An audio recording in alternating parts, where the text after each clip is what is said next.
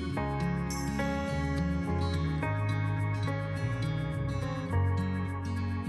even remember the day we'd been to an adoption conference that day. We were toying with the idea, and we came, and that night we had Scottish friends of ours were having a 40th birthday, and it was a Highland Fling, so there was lots of dancing and it was a big party. We had such a great time.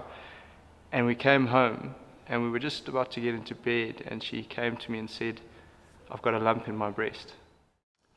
By Tuesday we had the diagnosis, and it was, I think the technical language is Carcinoma in Situ, which is just basically breast cancer. And so your mind immediately runs to the worst place. And I remember sitting in the car, and we just got the diagnosis, and Joan, my wife, saying to me, I think I'm being punished. And at that stage, all of your textbook answers and your seminary assignments count for nothing, and you muddle through and you try and reassure your wife of God's love for her, etc. But your words are hopeless. We had the surgery, so she had to have a double mastectomy, and she had to have radiation therapy.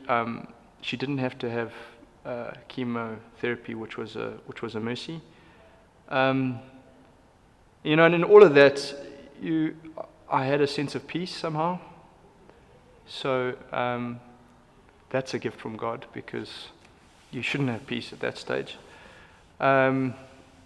She had a sense of peace. So even though the initial shock knocked her off balance, I think she was quickly reminded of God's character and His love and His goodness. I honestly, and I'm not saying this because here's the pastor's answer, but I never ever felt this is not fair. Why me? I felt enormously knocked off balance, ill-equipped to cope, inadequate for the task of trying to lead this family through this crisis. All of those things I felt. But never did I feel, and it's His mercy. I think it's testimony to the closeness to His presence at that time. He was so close, I knew His character, and I knew His plans and His purposes, and I knew that, that something good was going to come from this, even if I didn't understand exactly what it was. And I knew that it was not a reason to doubt Him or to doubt His goodness. So that's not because I'm amazing or I've read my Bible or so well for so many years or anything like that. It's just His faithfulness in being present. So he didn't take her home at that stage, which would have been,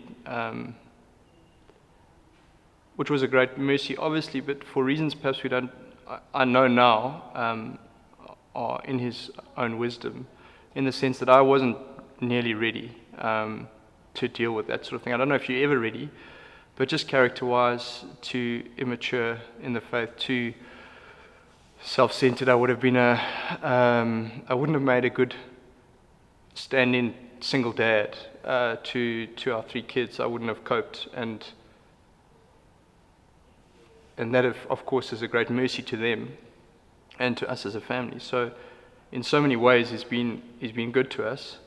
So that's faithfulness to the promise that I'll never tempt you beyond what you can bear.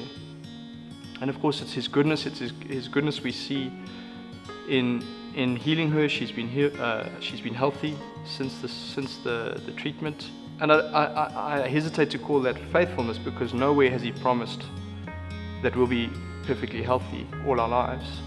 But it's just a testimony to His goodness and His kindness to those who don't deserve it.